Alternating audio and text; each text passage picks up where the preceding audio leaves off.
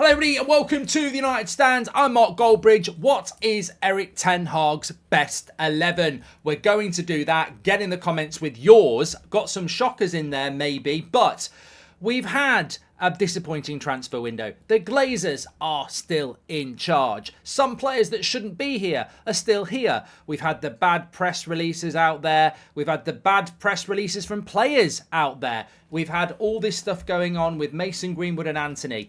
Manchester United is a club in crisis and turmoil. So what is our best 11 as we move back into this season?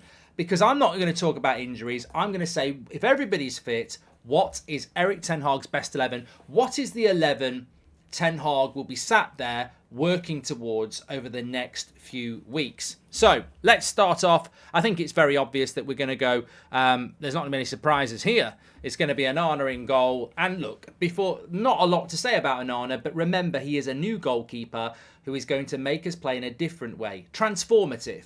So it's going to take time, and I think we've seen that already. But without a shadow of a doubt, he is the number one goalkeeper. Right back, look, I think this is an interesting one. I would be stunned if anybody said it's Dalot, but what I would say about Wan-Bissaka is that if you want an example of hard work, Ten Hag came into the club and Wan-Bissaka was for sale in that first summer and he was for sale in the January. Dalot went to the World Cup as number one right back. He came back with an injury. Wan-Bissaka took his opportunity and he has never looked back. If you are a footballer of any level and you want to, start moaning and blaming when things aren't going your way because you're not in the team, then Aaron Wan-Bissaka, whatever you think about him as a player ability-wise, he has shown that, you can get back in. You've got to just work hard and get your head down. And sometimes you'll think you're better than the player that's playing ahead of you, but it's better to say nothing and focus on your game, and Wan-Bissaka has certainly done that, and he is our first choice right back at the moment. I think there are still weaknesses to his game in relation to playing out from the back, and I would admit all these good tackles he makes, we lose possession because it always goes out. But right here, right now, he is the best right back that we've got. Left back, look, Luke Shaw. I know he's injured at the moment. We've brought Reguilon in. We've got Malacia hopefully coming back from injury soon. But Luke Shaw remains still one of the best left backs in Europe when he's fit. I know he started the season a little bit off it, but so did many people, and then he got injured. But yeah, a fit Luke Shaw walks straight into this team, and hopefully he'll be back fit soon. Left-sided centre-back Martinez. There is, funnily enough, the only competition for that position is Luke Shaw, and he's not going to take Martinez's spot. There's been a bit of debate about Martinez at the start of the season, but most of this is coming from bitter people or people who said he'd be bad when he first signed. We cannot ignore last season. People start talking about Ten Hag spending £400 million and United are not doing very well. But you're counting over £200 million that he spent in year one, where he made us win a trophy and we came third. It makes me laugh how people start saying Ten Hag spent 400 million quid and they can't, they're getting beat by Spurs and Arsenal. But over half of that money was spent in his first summer where he was very, very successful. It's almost like they're erasing last season, and it seems a little bit like that with Martinez, who was brilliant last season. So look, not a great start to the season, but he has had a bad injury. I think the class will come through with him. And also another injured player is Rafael Varane. But look, that is United's best back five at the moment. Lindelof is a very, very capable understudy. Luke Shaw can shift in if he's fit, if Martinez gets injured. But that's it. That's the makeup of the back five. And you've got Dalot at right back as well. They're the backup players. And I think beyond that, there wasn't anything in there that made me think, oh, maybe. Not even Dalot, whereas last season I might have thought about it. It was an easy pick in the back five there. And so is this. Casemiro in that midfield position where we know he can do the most. Again, Casemiro's had a bit of criticism this season. It's fine to criticise players who drop from the standards you expect, but let's not forget, I had Casemiro as my player of the year last year. He should have been player of the year. It went to Rashford because of the goals, but Casemiro, if Onana's going to transform the way we're going to play, well, Casemiro was the player that transformed us last year. And I don't hear enough about this. I said it about Liverpool and Klopp and how he's rebuilt the midfield, and nobody's really talking about how hard that is to do that. But we transformed as a team last year because of Casemiro. The defence got better. We were able to win a lot of games because we were, compact, and he organised it and he protected that back four and he provided a platform for us to pounce and score goals on the counter in the transition, what like Ten Hag likes. But it just seems there's a lot of stuff from last year about United that seems to have just been erased. And Casemiro was fantastic for us last season, and I think he will be again this year. Now, this is where it might be a little bit controversial, but it probably isn't. He hasn't even played a minute for Manchester United yet. But Amrabat is in the Ten Hag best 11, because remember, that's what we're picking. That what is Ten Hag's best 11 in his mind? And I think this is correct. I know Mason Mount's played that position, and we're not talking about injured players because I've got Varane and Shaw in there, but Amrabat, I think, has to be and will be in his best 11.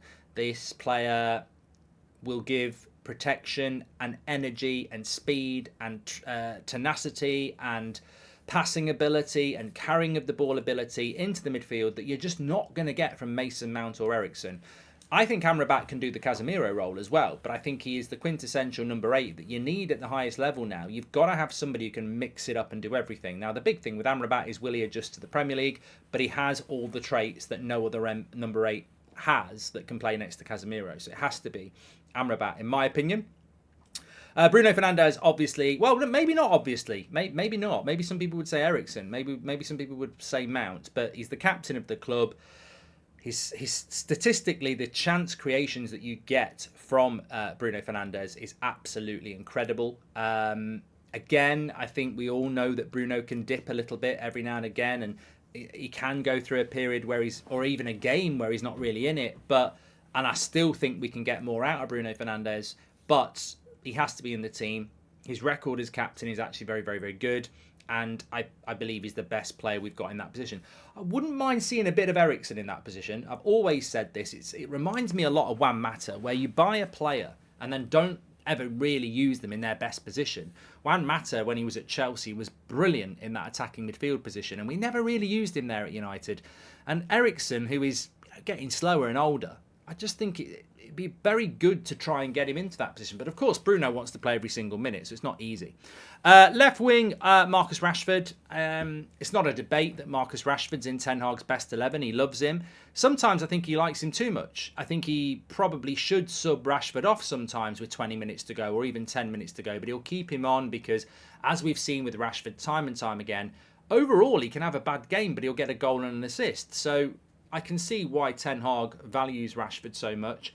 But whether you like Rashford or not, and I obviously do, I think there's a very, very big difference between Marcus Rashford up front and Marcus Rashford on the left wing.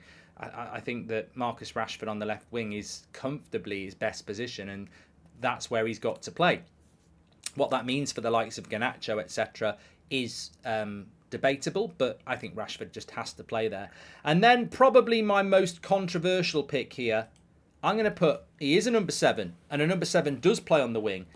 He shouldn't have the number 7. I was down the pub actually last night talking about this with a West Ham fan, and they were like, I can't believe you gave Mount the number 7 shirt. I said, well, it wasn't me.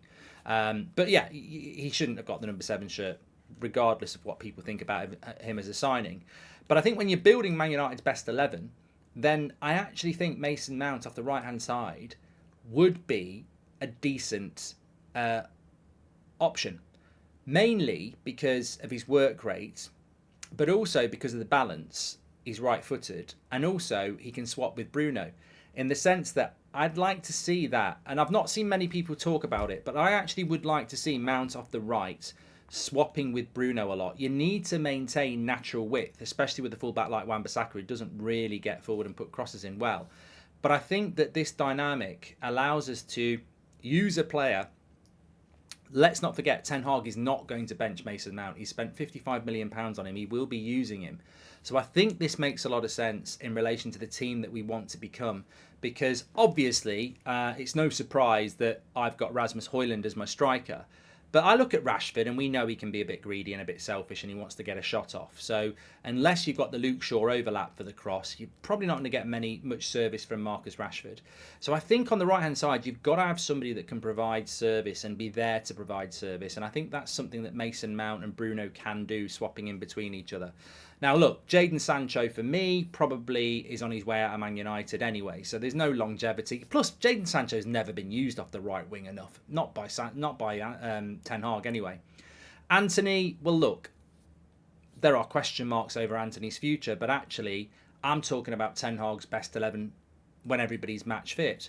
And I actually think that this if you've got to get Mount and Bruno in a team, it can't be where Amrabat is. So this could be the solution. And also, with all the problems on the right-hand side that Ten Hag could be facing with Sancho and Antony that are away from the football pitch, well, here's an opportunity to have a little bit of stability on that right-hand side, and you back that up with Pellistri and Garnacho and Ahmad as the younger players. And that, to me, suddenly looks a very, very appetising football side that can actually start getting us back up the league. Now, obviously, it's going to be dependent on injury and form, but that 11, if it starts to work, I think it's a good 11. So look, get your comments in below on what you think is Manchester United's best 11 under Erik ten Hag, and what do you think about this one? Because I'm just thinking the right-hand side to me at the moment, I don't even want to use the word Antony or Sancho for obvious reasons, because you just don't know what future there is in that.